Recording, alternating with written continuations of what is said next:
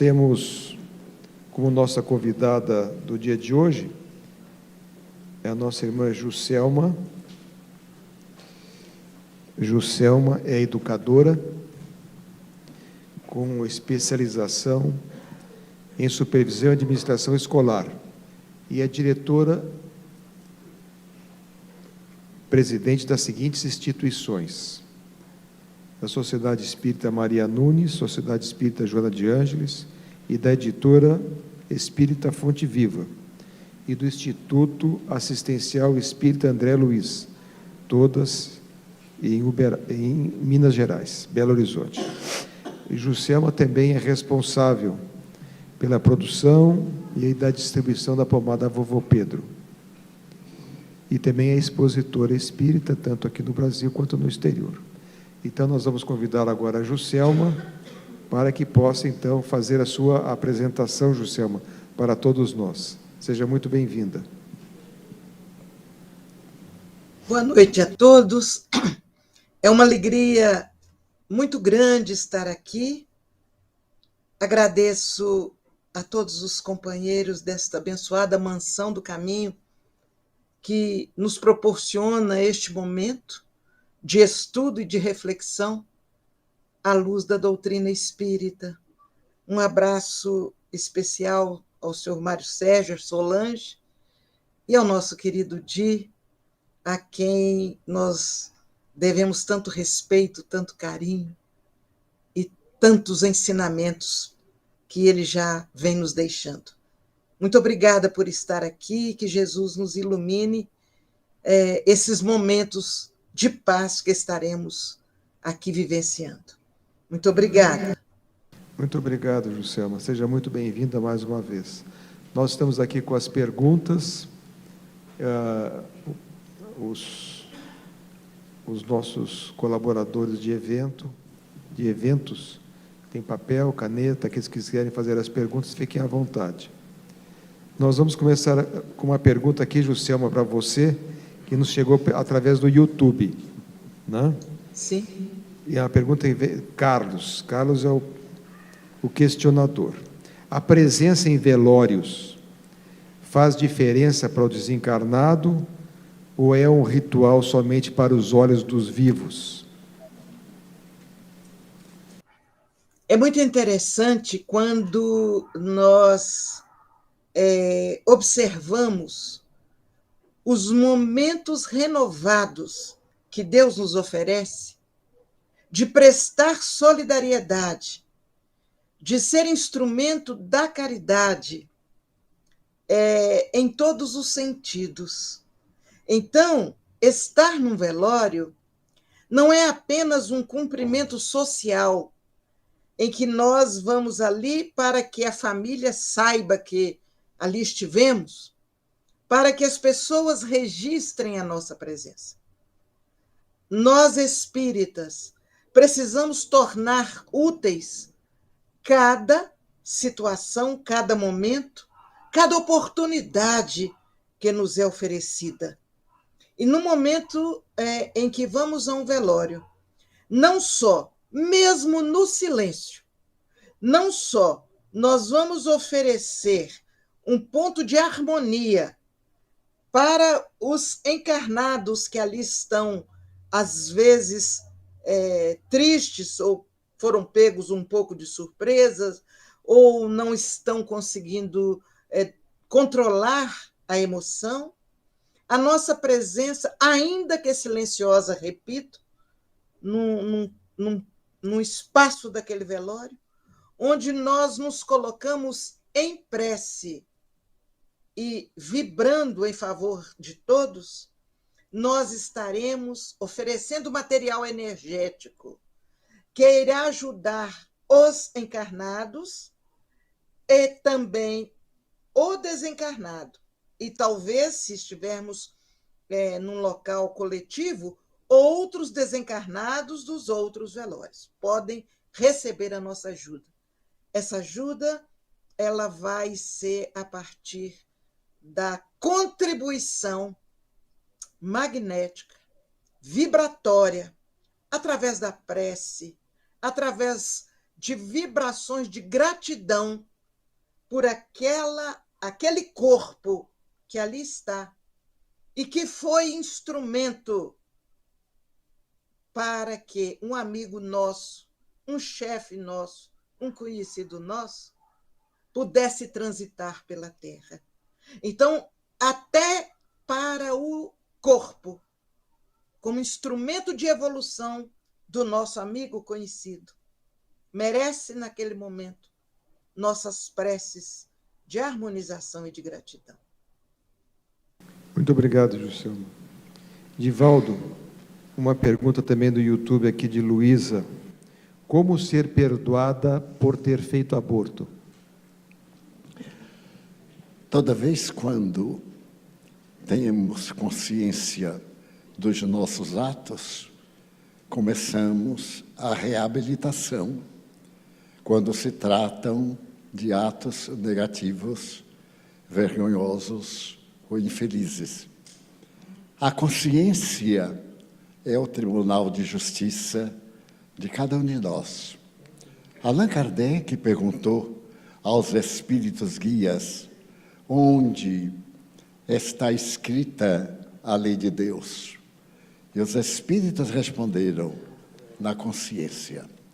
Mais tarde, Allan Kardec tem a oportunidade de voltar à questão no livro A Gênese, repetir em o céu e o inferno, quando nós temos que perdoar ou perdoar-nos. O verdadeiro perdão não é o fato de não devolver aquele mal que nos fizeram, mas o verdadeiro perdão é a compreensão de que todos nos encontramos entre equívocos, dificuldades e desafios, e todos nos equivocamos, todos erramos. E dentro da aprendizagem, na pedagogia, uma das técnicas de aprendizagem é o arrependimento. Mas o arrependimento não soluciona o problema. É o primeiro passo. Se o indivíduo não se arrepende sinceramente, ele ainda está com a mágoa, com o perdão. Então, o primeiro passo de nós havermos praticado o aborto e agora notarmos que não deveríamos ter feito, é uma análise de que foi precipitação, falta de amadurecimento, circunstâncias do local, o companheiro ou a companheira não tinham forças para enfrentar-se e enfrentar a sociedade. É o primeiro passo. Mas isso não resolve o problema. Deve passar para uma segunda fase, sofrer pelo mal que fez. Quando nós somos uma pessoa de consciência psicológica e nós percebemos que prejudicamos conscientemente alguém, nós sentimos algo que nos pede reparação. Porque não adianta eu ficar chorando o leite derramado na poeira, porque ele já virou lama. Mas é necessário evitar futura poeira onde vamos colocar o leite. É que vale ter muito cuidado com nossos atos de hoje, porque amanhã eles vão reaparecer na nossa tela mental. Aquilo que nós pensamos hoje de grande relevância, nem sempre o é. Vemos casamentos suntuosos, fantásticos, que não duram um mês. Era apenas propaganda comercial de beleza e de objetos para vender. E vemos casamentos modestos que duram a vida inteira.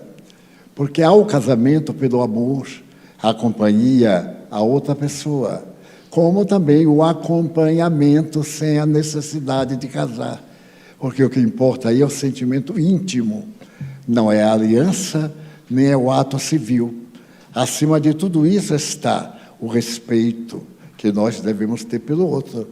Quer estejamos vinculados pela lei, quer estejamos numa aprendizagem individual. Então, é natural que o terceiro passo é a reabilitação. Se eu pratiquei um aborto, me dou conta que foi um equívoco, eu procuro ajudar a uma criança necessitada, a oferecer-lhe luz pelo caminho que anda, e estarei reabilitando-me com as leis de Deus. Porque nós nunca prejudicamos a ninguém. Se eu faço mal à pessoa, eu tenho culpa, mas a pessoa também. É que a pessoa aceitou o mal em vez do bem que ele quisou na personalidade. Quanta gente me diz assim, nunca fui feliz. E é uma mentira. Nós podemos dizer, periodicamente, eu tenho momentos infelizes. Mas o normal da nossa vida é a felicidade, é o bem-estar, é a esperança, a expectativa da coisa dar certo. Portanto, é o bem. Se não deu certo, é uma dor. Mas o período de expectativa é um período de felicidade. Mas nós temos esse sentimento individualista de achar que merecemos tudo. Morre um parente meu, então o mundo se acabou. Como se meu parente fosse a pessoa mais importante da Terra. E se ele morrendo, acabou-se o mundo. Não, ninguém nota. Somente nota quem tem afeto. Então, o que fazer? Diante da lembrança de um aborto que não deveria ser praticado, que foi ilegal, que foi, portanto, ante a lei, nós deveremos rever o nosso comportamento e fazer o bem.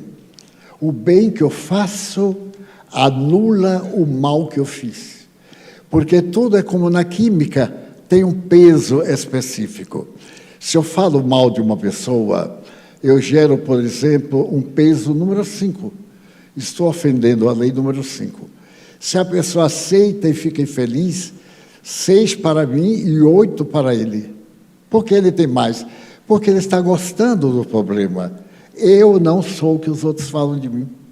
Nem para o bem, nem para o mal. Mas Divaldo é um anjo que os céus colocaram na terra. É porque você não conhece Divaldo. Ele é um indivíduo como outro qualquer, que está se esforçando e você também pode. Muitos amigos me dizem assim, eu tenho uma afeição imensa por São Francisco. Quem não tem? Os maiores materialistas da história e da civilização são discípulos de São Francisco. Eles não são espiritualistas, mas são discípulos de São Francisco. Por quê? Porque nenhum mal atingia São Francisco. O pai botou para fora, ele não deu importância. Ele foi posto na prisão pelo próprio pai, ele não deu importância. Ele foi açoitado, passou fome, foi degradado. Na guerra ele foi para a prisão, não deu importância. Porque a meta dele era Cristo. E quando a pessoa fazia qualquer coisa, não estava fazendo a ele, estava fazendo a Cristo. É, portanto, uma sutileza. Daí, todo e qualquer bem anula todo e qualquer mal. Suponhamos que eu tenho uma parceria e induzo a pessoa a fazer um aborto. A pessoa, por afeto, por temor ou por viciação, faz o aborto. Eu tenho responsabilidade, como a pessoa tem responsabilidade. Na nossa cultura, sempre se fala da abortista, mas não do abortista. O homem que a levou a praticar o aborto, que abandonou, que não aceitou a gestação, que a explorou. São fenômenos causais. Então, tem responsabilidade. Então, aquela pessoa que foi vítima, despertando, começa a fazer o bem. Porque o que importa é o bem que a gente faz, e não o mal que a gente fez. Daí, a pessoa arrependeu-se, cure a ferida, pratique o bem. Ajude indistintamente. Não importa quem é a lei divina que tem a ordem. Obrigado, Divaldo. Uma pergunta do público presente aqui, Juscelma. Como podemos nos comunicar com espíritos mais elevados para pedirmos conselhos? É interessante porque os espíritos que são designados a nos socorrer, a nos acompanhar, a nos proteger, eles estão sempre conectados conosco. E, na medida que eles estão conectados conosco, aquilo de que precisamos, que carece de uma ação, talvez, de espíritos mais elevados, eles mesmos que nos acompanham, que nos socorrem, eles mesmos estarão como que encarregados, assim como estão conectados conosco, eles vão se conectando com as fontes que terão possibilidade de nos socorrer. Então, a melhor maneira de nós estarmos mantendo essa faixa de ligação mental e vibratória com os espíritos nobres, independente da necessidade do momento, mas de uma maneira geral, a melhor maneira de fazermos isso é através da prática do bem, através da oração, não a oração simplesmente balbuciada e ritmada, mas a oração que parte da alma, que acredita e que busca o socorro e o amparo. Então, estar conectado com os espíritos nobres vai depender da nossa ação no dia a dia. E certamente, pelos compromissos do passado, pelo menos comigo, eu vou ter também conexão com espíritos menos esclarecidos, que serão aqueles instrumentos para que eu evolua, para que eu consiga ajustar os compromissos do passado e para que eu possa caminhar para frente. Então, não tenha eu a pretensão de me conectar apenas com os espíritos nobres, mas com todos aqueles que, por compromisso, estejam na faixa vibratória, psíquica, onde eu me encontro. Ali, com cada um encarnado, com quem eu conversar, a partir da minha ação, a partir das minhas decisões, dos estudos que eu faço, das leituras que eu busco, das conversações a que eu me entrego, na medida que isso acontece, eu vou atrair, pelas boas vibrações, a presença amiga que vai me ajudar, vai me apoiar e sugerir, inspirar as palavras, os atos que serão mais adequados às minhas necessidades. Então, seguindo a colocação tão importante, tão profunda do nosso querido Divaldo, para que nós possamos reparar os equívocos do passado, nós precisamos hoje fazer o bem de forma incansável. E ele é feito das maneiras as mais variáveis. Não precisa ser aquele bem formatado na minha cabeça, onde todos vão perceber que eu estou fazendo algo de bom. Muitas vezes, no silêncio da prece, num olhar suave, num pensamento favorável a alguém, numa palavra que ajude ao outro a pensar melhor, no silêncio ante uma crítica que me vem forte para eu abrir a boca e criticar.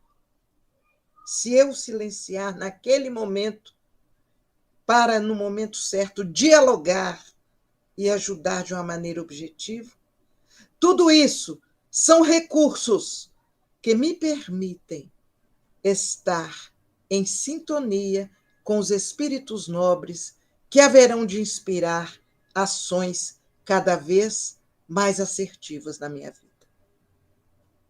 Obrigado, Juscelma. Duas perguntas aqui que são interrelacionadas relativamente a problemas mentais, a transtornos mentais. Uma das perguntas se desses locais onde existem pessoas com problemas mentais, existiriam também muitos obsessores. E o que a doutrina espírita poderia esclarecer a respeito dessa geração com esse tipo de problema de transtornos mentais. Esta geração é um grupo de espíritos que retornam de experiências passadas.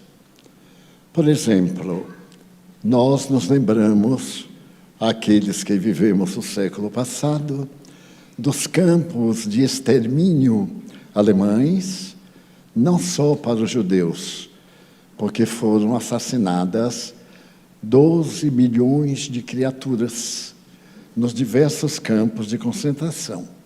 Não somente judeus, porém, indivíduos de raças diferentes, de comportamento social e econômico diverso, e também de política contrária ao nazismo. Quando Hitler declarou a base do nazismo por volta de 1935, ele estabeleceu a grandeza desse regime político que ele esperava ia viver 1000 anos, transformando todo o planeta em uma experiência de natureza racial, que era a raça superior nazista, a raça pura. Mas a vida é tão peculiar que de 1935, quando ele se faz primeiro-ministro da Alemanha, ele sobrevive até 45. Por incrível que pareça, 10 anos. E a gente tem a impressão que foram 100 ou 200 anos, tanta maldade. Como em 10 anos se pôde assassinar 100 milhões de pessoas na Segunda Guerra Mundial e deixar feridas que até hoje ainda resulta daquele trabalho em favor da paz. Israel é resultado daquele período, porque não era um país, não existia Israel, existia a Palestina, e o judeu era proibido de ir à Palestina. Pois bem, vem a paz, em 47 nasce o Estado palestino, a divisão, e nós vemos hoje a mesma guerra em que o judeu está massacrando e está massacrado. Portanto, aqueles que viveram a época do nazismo perseguidor estão hoje no nazismo perseguido. É a lei de causa e efeito. Se nós olharmos, por exemplo, para a Iugoslávia era um país que o general Tito pegou 3 outros países de pequena população e, num conglomerado, fez um país só. Veio a guerra, foi adotada a ditadura de Tito. Por 8 anos, esse homem governou a ferro aquela planície. Veio a paz. Cada país se libertou, porque é da alma a liberdade. Ninguém pode deter ninguém. Se pode aprisionar o corpo, mas não a mente. Não há escravidão da mente. Posso ser colocado numa frigideira comum, mas a minha mente é livre para pensar na liberdade e no que eu quiser. Então, aqueles países que foram unidos estão hoje separados em 4 países que estão lutando e que há pouco tempo viveram numa guerra terrível, porque é do temperamento humano o egoísmo, e o egoísmo não aceita a fraternidade. O egoísmo quer para si e não para os outros. A proposta de Jesus é ter para com os outros aquilo que gostaria de ter para si. Daí surgem essas questões dolorosas. Os que fizeram mal retornam de consciência perturbada e vêm os fenômenos psicológicos, os fenômenos fisiológicos, as enfermidades incuráveis, os dramas morais, as famílias desastradas, são as consequências da encarnação anterior. Então, nós estamos vivendo hoje doenças psicológicas, fenômenos psicológicos, transtornos que não haviam antes. Eu sou de muitos séculos atrás e nunca me lembrei da chamada, o transtorno de ansiedade. Hoje, quem não tem ansiedade é que é desequilibrado. Está todo mundo ansioso. Transtorno de ansiedade. É até chique. A gente diz assim, melhor, qual nada? Estou terrível. Transtorno de ansiedade. Por quê? A cultura que nós fizemos é esmagadora. Então, todos nós estamos com medo lá dentro. E disfarçamos isto com a nossa ansiedade. O poder, a belicosidade, a inveja, a competição dos negócios. Se lançam a moda, todo mundo vai para a moda porque não quer ficar por baixo. Imagina, até há pouco tempo, os vestidos femininos eram brevíssimos. Agora voltaram a arrastar no chão. Está todo mundo limpando a cidade com vestido do chão. Curioso. Porque a pessoa diz assim, pois eu detesto aquele vestido. Eu vou contar uma experiência que eu tive. A primeira vez que eu estive em Nova York foi em novembro de 1969. Quando eu vi a Times Square, a famosa praça, eu tinha uma inveja de Times Square, porque em Feira de Santana não tinha Times Square. E me diziam assim, mas Divaldo, Times Square, a gente olha, não sabe se é dia, se é noite. Eu cheguei a Nova York às 4h. Me instalei no hotel e pedi um mapa de Manhattan. Perguntei onde está aqui o hotel no mapa, o rapaz me mostrou, era meu ponto de referência. Qualquer lugar onde eu estivesse, eu olhava e ia a pé, ou de ônibus, de bonde, o que fosse. E aí, primeira visita, Times Square. Eu estava na rua 23, e a Quinta Avenida era uma das ruas. Então, dei uma andada, vi Times Square lá no fundo. Aí eu fui bem devagar para saborear. Estava chovendo. Novembro, chove normalmente em Nova York. E aí eu fui andando, 6 horas eu cheguei. Estava tudo iluminado. Eu fiquei olhando, tive primeiro deslumbramento. Depois eu disse, o que é que tem de mais que em Feira de Santana não tem? Aí dei uma olhada, me lembrei da igreja da Matriz de Feira, que era mais alta. Eu olhava a igreja da Matriz de Feira, então eu olhei aqueles edifíciozinhos. Aí eu vi umas lâmpadas queimadas, eu digo, Times Square também tem lâmpada queimada, Feira também tem. Quer dizer que Times está abaixo de Feira, é uma questão de tempo e trabalho. E aí fiquei olhando. E logo mais, a cidade começou a se agitar. À noite, ali na Broadway, eu estava deslumbrado. Quando apareceram pessoas com uma calça nova, era uma calça masculina chamada boca ou pata de elefante. Porque normalmente a calça masculina são 18 centímetros. Era moda, era do meu tempo. Mas ali eram 28 centímetros. Era uma saia. Pegava assim, dobrava, ia para lá para cá. E eu achei aquilo tão horrível, porque eu não sabia quem era homem nem quem era mulher. Tudo misturado com aquela saiota. E achei detestável. Passou o tempo, voltei ao Brasil. Naquele tempo tudo chegava aqui 10 anos depois. E a gente pensava que era ontem. Hoje é que chega antes de que chegar em qualquer lugar. Porque o brasileiro é muito inteligente. Pois bem, então eu fui para fazer uma palestra em São Paulo. E quando eu olhei o meu guarda-roupa, ele estava um pouco devassado. E eu me deitei e comecei a ouvir um som estranho. Que vinha do guarda-roupa. Eu disse, o que será? Eu abri o guarda-roupa, eram as roupas caindo de velhas. Digo, preciso comprar uma calça, comprar um blazer, era a moda dos blazers. Então eu fui lá em São Paulo, a rua de São Bento, e a rua direita, que é a rua mais torta de São Paulo. Então fui, entrei na loja e perguntei ao rapaz, você teria assim uma calça boa, clássica? Porque eu já estava ficando velhote. Clássica. Ele olhou para mim e disse, eu tenho exatamente o que o senhor precisa. Eu me senti tão lisonjeado daquele rapaz me atender assim, porque aqui na Bahia a gente chega e o lojista pergunta, o que é? O que é que quer? E ele, não, o que é que o senhor deseja? Eu tenho exatamente o que o senhor quer. O senhor com esse corpo de toureiro. Olha, eu aí já diminuí a barriga, né? Corpo de toureiro. Continua de toureiro, aposentado. Por quê?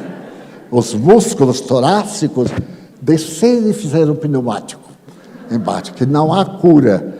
Ninguém se preocupe, emagreça, faça dieta, mas compre uma faixa para o pneumático, porque ele não volta mais ao normal. Muito bem. Então, pela manhã, eu saí, estava ali na loja, e achei o rapaz tão delicado, eu digo, vou comprar, tem uma coisa que eu não queira. Eu disse, olha, eu gostaria de uma calça e uma camisa, porque eu sigo muito a moda francesa. Olha como é bom a gente mentir. A moda francesa é daqui do Pau da Lima, mas ele não sabia. Ele fez, como é moda francesa? Ele disse, tour sur tour, tom sobre tom. É uma cultura impressionante. Aí ele mostrou uma calça, dobrou e passou assim a mão, quase sensualmente. Veja bem, eu fui... Quando embaixo, era mais ou menos assim.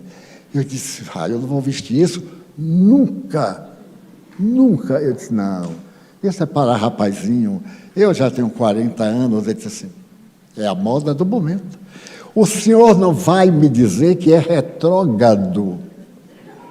Eu disse, não. Parece que fica bem. Ele disse, o senhor vai ver. O senhor vai ver. Eu fico gostando da calça, porque a gente se veste para agradar os outros, para os outros dizerem, está ótimo. Às vezes está horrível, mas, nossa, está ótimo, a gente pensa que é mesmo. Porque nós somos almas simples e boas. Muito bem. Aí eu comprei uma tal da calça, marrom, de veludo marrom, lançado na Itália.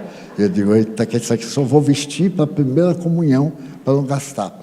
E a camisa, ele me arranjou uma camisa que até hoje eu tenho vergonha. Mas na hora, quando eu vi aquele estampado marrom em fundo negro, comprei. E no dia seguinte eu vesti para a conferência. O salão da federação é muito grande, na Avenida Maria Paula. E eu já tinha muitos amigos. Quando eu vou a São Paulo e os amigos vão, tem um número muito grande. E então, quando eu cheguei, estava superlotada. Era um domingo às 10 da manhã.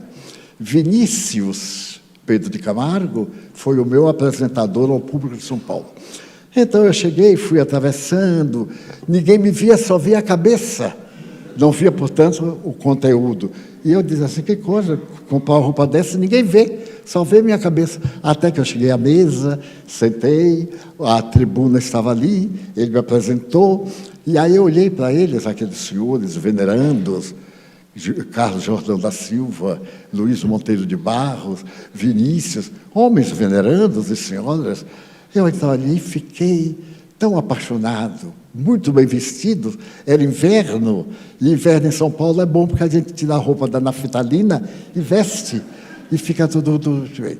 Naquele momento, então, eu pronunciei a conferência. Terminei, e bateram palma para cá, para lá, não sei o quê. E eu tenho uma amiga que é o meu ponto de relógio, é o meu quente frio. Eu calculo se ela está gostando da palestra ou não, por certos sinais e adapto, né? Essa habilidade o orador deve ter, saber se está agradando ou não, mas não agradando ao geral. Então ela disse, mas Divaldo, você esteve fantástico. Eu, que não tenho vaidade, ela disse assim, que coisa! Eu aí perguntei assim, o tema? Ela disse, não, a calça. Eu aí, você viu? Vi. Olhei, todo mundo, todos os velhotes estavam com a calça larga. Eu disse assim, eu com bobagem, né? Me achando velho demais para essa calça. E então, Vinícius me disse, gostei muito da palestra. Ele já era um homem ponderado. Você se vestiu muito bem, de maneira delicada e tal. Comentário de uma pessoa clássica. Eu fiquei feliz da vida.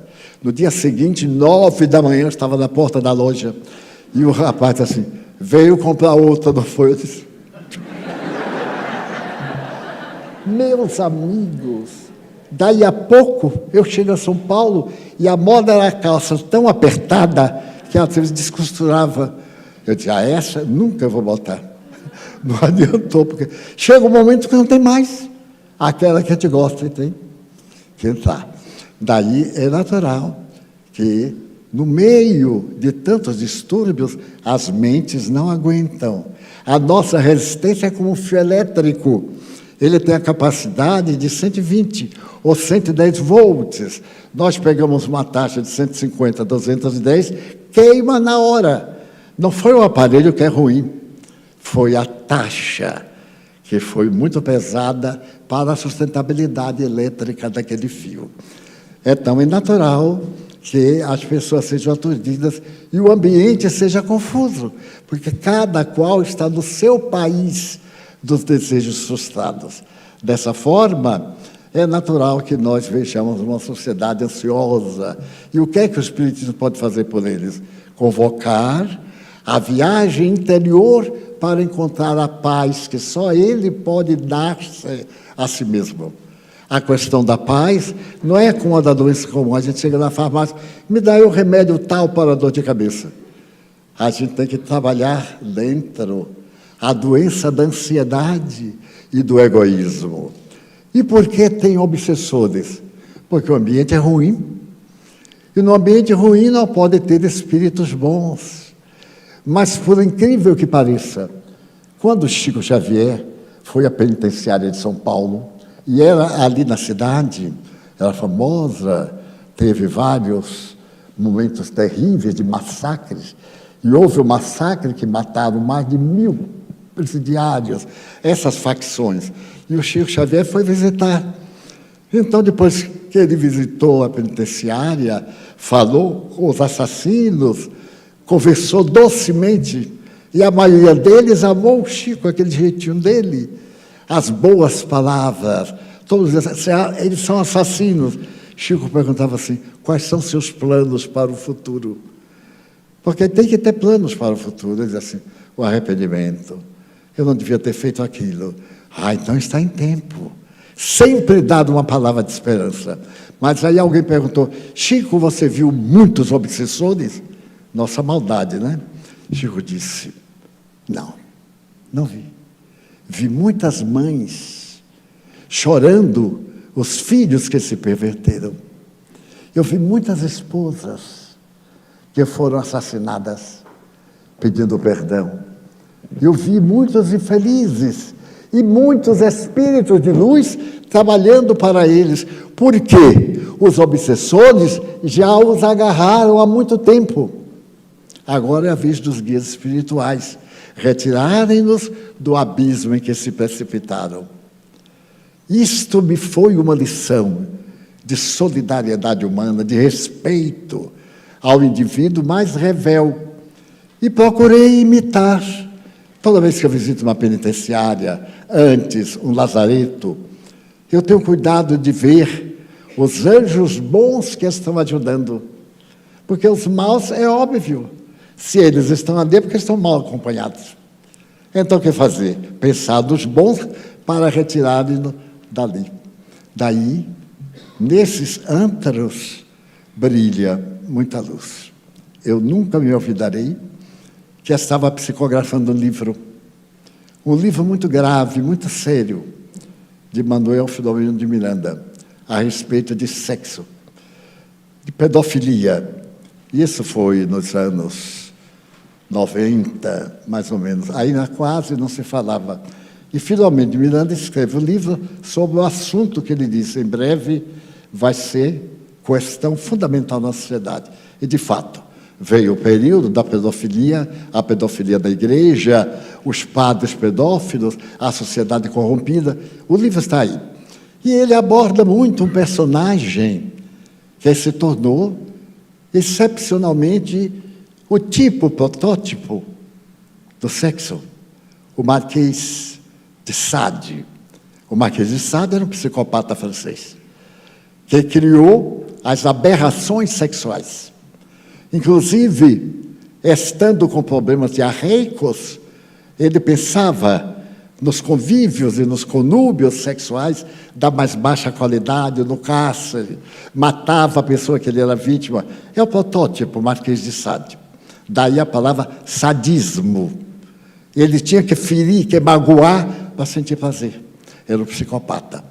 A mãe era uma dama da alta sociedade francesa, ele também. só que ele era psicopata. E tinha um padrinho que era um sacerdote. E ele é personagem do livro. Filomeno fala a respeito da sua história macabra, da primeira experiência como empregada, que ele termina matando no castelo e enterrando-a. Mas como era de grande postura, ele pôde ser transferido para a Itália.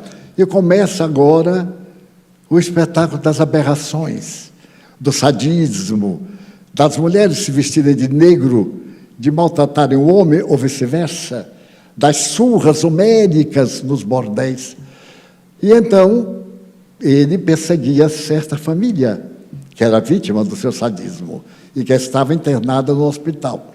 E os espíritos bons estavam tratando aquela família. Chegaram até a causa, ao espírito mau do Marquês de Pombal. E ele era irredutível.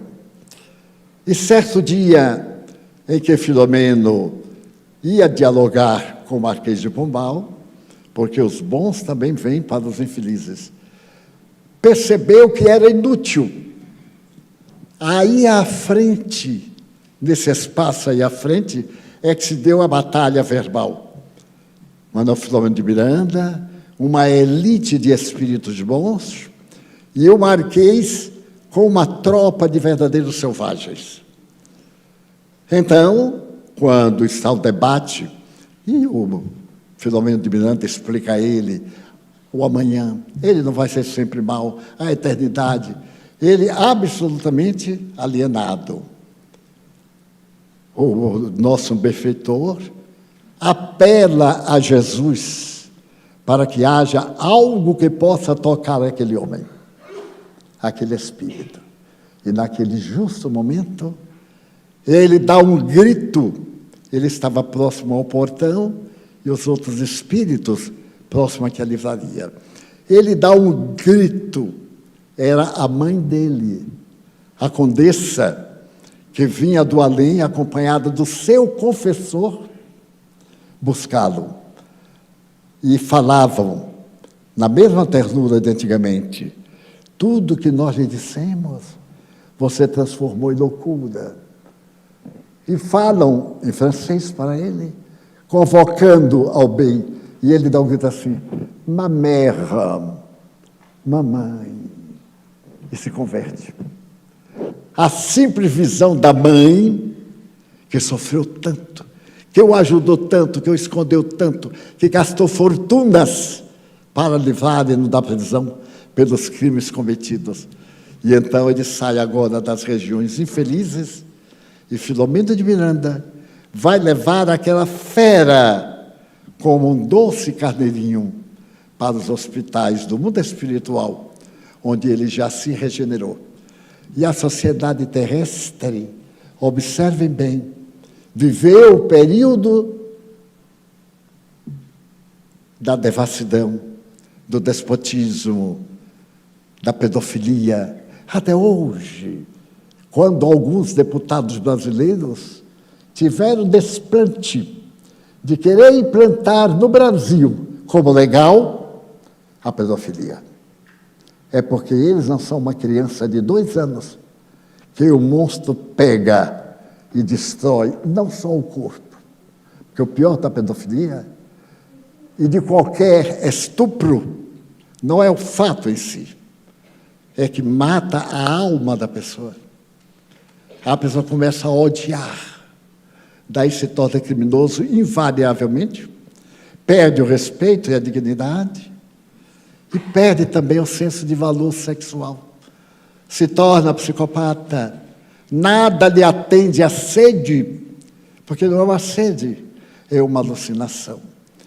Então, nesses antros em que estão os fenômenos da pedofilia, da alienação mental, muitos guias espirituais diariamente vão visitar para retirá-los de lá e trazê-los para o bem, libertando-nos a nós de obsessões perversas.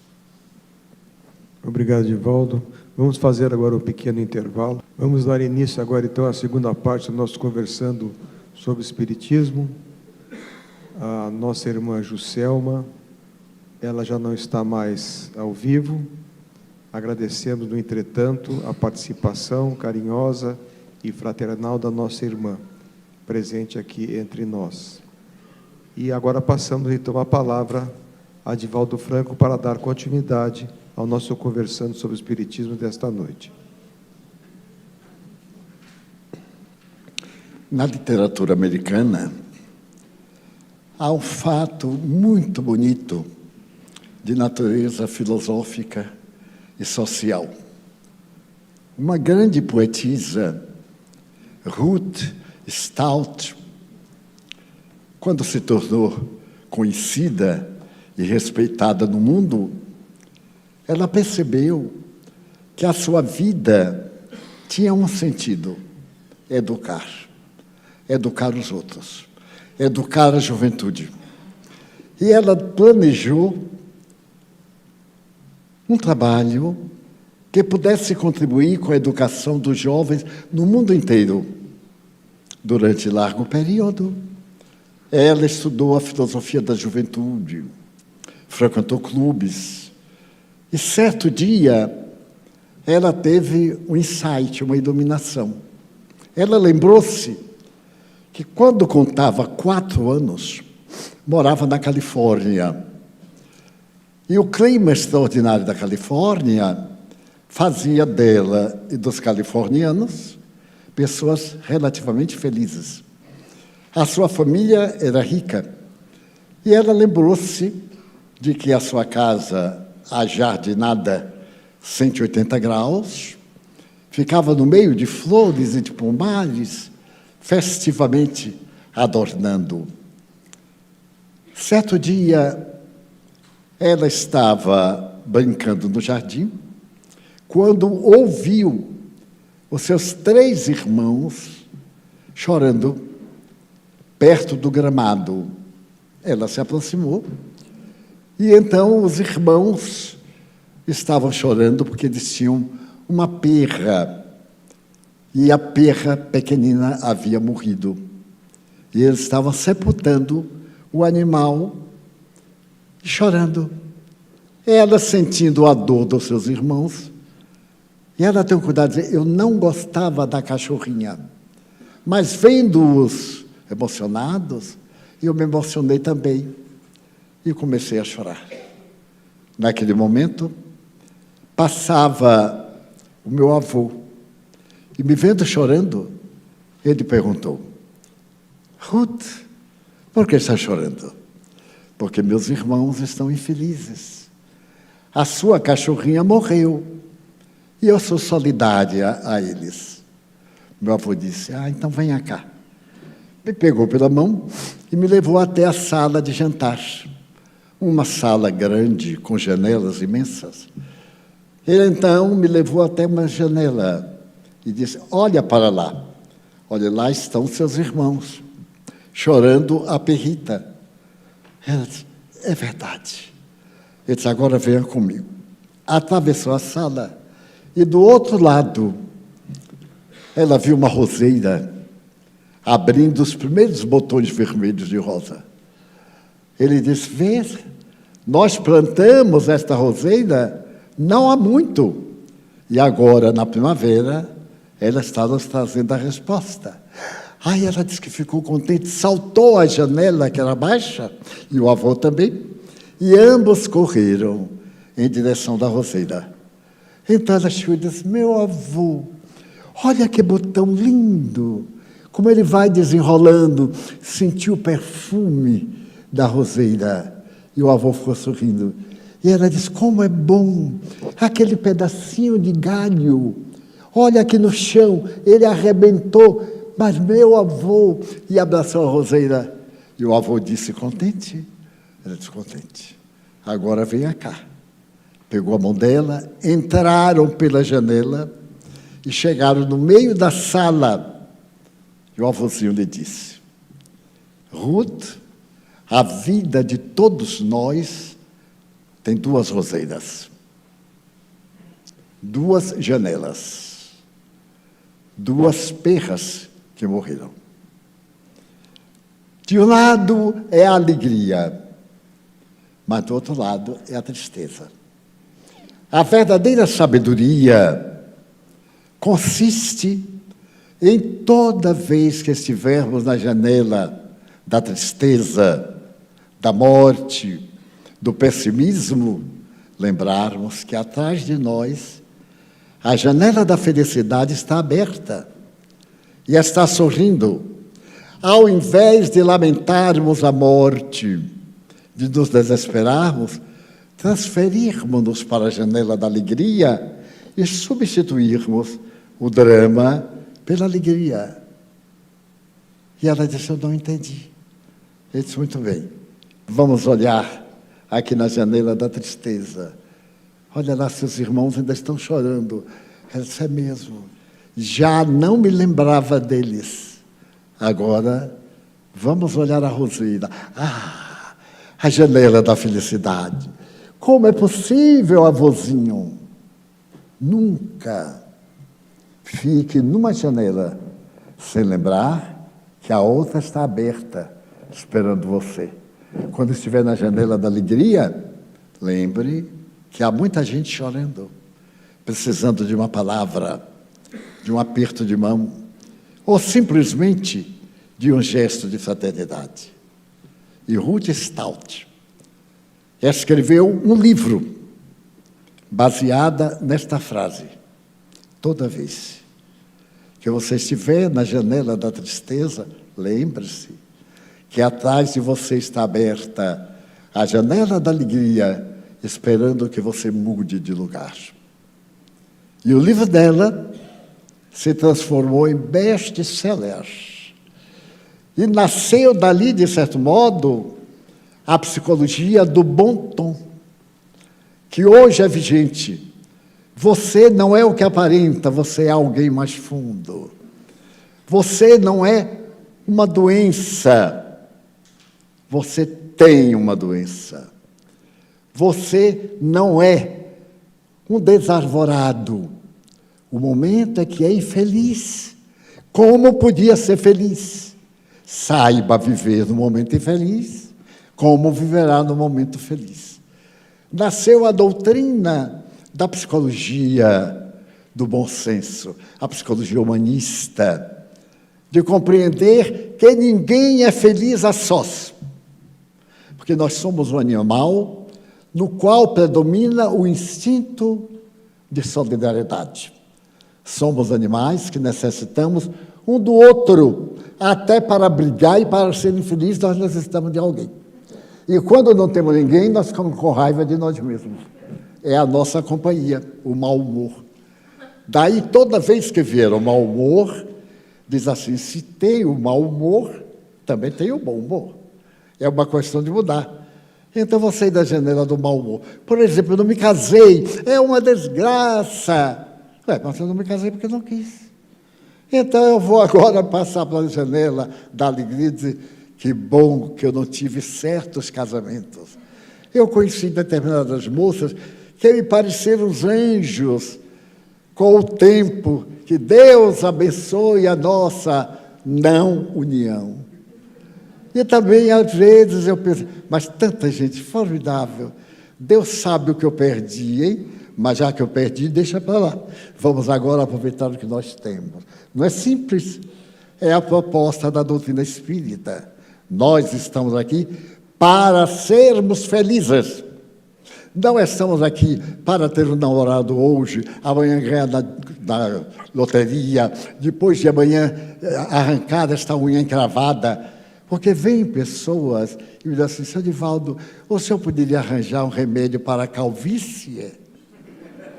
Eu digo, meu filho, se alguém descobrir esse remédio, vai ficar a pessoa mais rica do planeta terrestre. Porque está aí, é uma prova que existe Deus.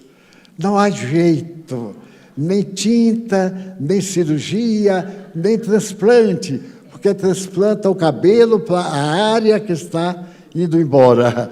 Quem chegou fica muito bem, mas já que estava, vai embora. É sempre o verso da saudade. Então, o ideal não é sofrer porque não tenho aquilo, é ser feliz porque, apesar de não ter aquilo, eu sou feliz. Então, a nossa proposta desta noite, em nome do Espiritismo, é a mensagem dos Espíritos, através de Ruth Stout. Toda vez que estiver na janela da alegria, lembrar que atrás de mim alguém está chorando, precisando de ajuda. E toda vez que eu estiver na janela da tristeza, lembrar que alguém está perto e pode me ajudar. Pensando em Ruth Stout e como podemos ser felizes simplesmente com a mudança do pensamento, saia da tristeza e pregue a barca da alegria. Nós podemos tornar a vida muito melhor e diferente. Vamos então orar. E pedimos aos médiuns que tomem seus lugares para o nosso passe, a transmissão de energias para sairmos daqui ótimos, superando os problemas, as dificuldades e as lutas.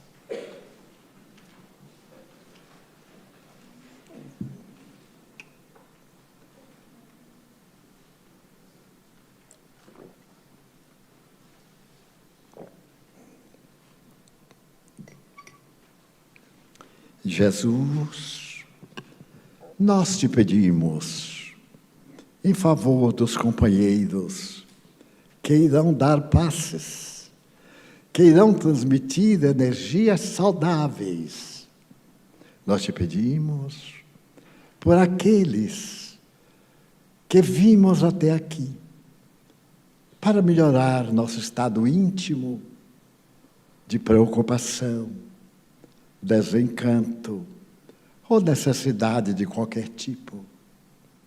Ajuda-os aos médiuns e ajuda-nos a todos nós. Ajuda-nos aos nossos familiares, transmitindo-lhes bem-estar, coragem, alegria de viver. Abençoa os enfermos em geral, em particular, os portadores de doenças incuráveis. Ó amigo divino, nós te pedimos, pelos suicidas que tiveram desencarnação dolorosa, por aqueles que anteciparam o momento da volta e agora sofrem o rescaldo do seu gesto. Abençoa os espíritos maus que nos perseguem. Dá-lhes paz para que nos transmitam harmonia. Abençoa nossa casa, Jesus. Abençoa o esforço de todos nós para manter um núcleo psíquico de bem-estar, de vibrações saudáveis. Também te pedimos por aqueles que nos odeiam, que nos tratam mal. Dá-nos paciência para enfrentar os desafios da vida. Pedimos-te pela Regina e por todos aqueles, Ana, Jaici, que nos dão seus nomes para as vibrações da noite.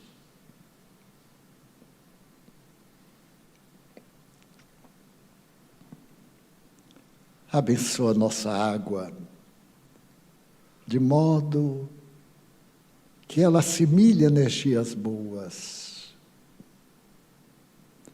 e produza curas.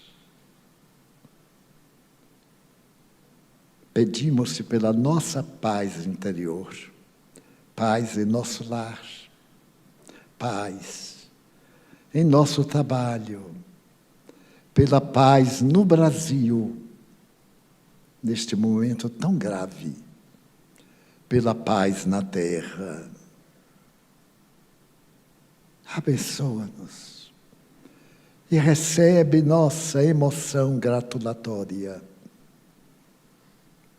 Em nome de Deus, da Mãe Santíssima, em teu nome e dos Espíritos bons, encerramos a nossa reunião, formulando votos de muita paz. Que o Senhor seja conosco. Está encerrada a nossa reunião.